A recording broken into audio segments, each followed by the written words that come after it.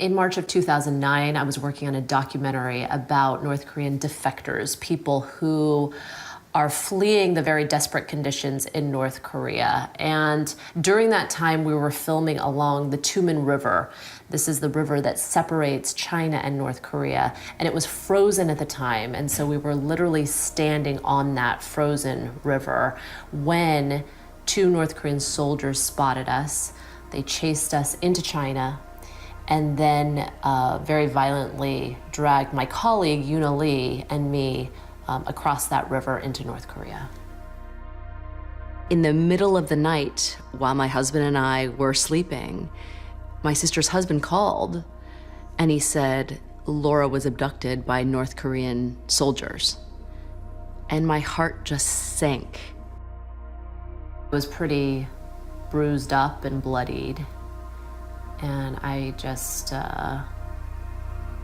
tried to keep my wits about me, but I was so scared. We were eventually transferred to Pyongyang. Yoona and I were separated for the remainder of our captivity. And that's when the real formal interrogation began. And I was grilled every day for hours on end, day after day.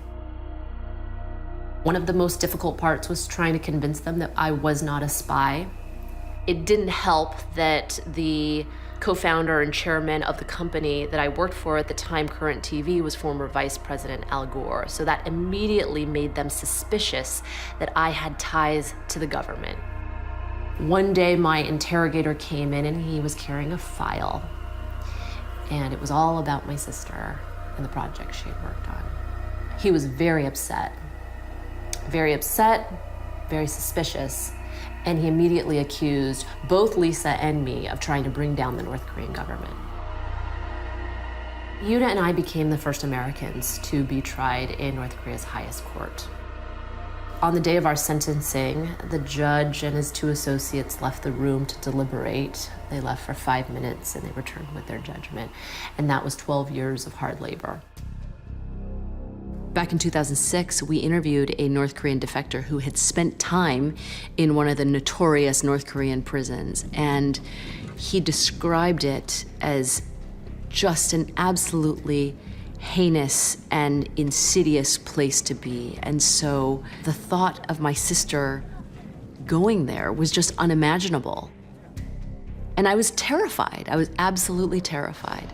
The judge shouted, "No forgiveness, no appeal." And I just clutched on to the podium. I was standing at a podium and I just clutched onto it to keep from falling over.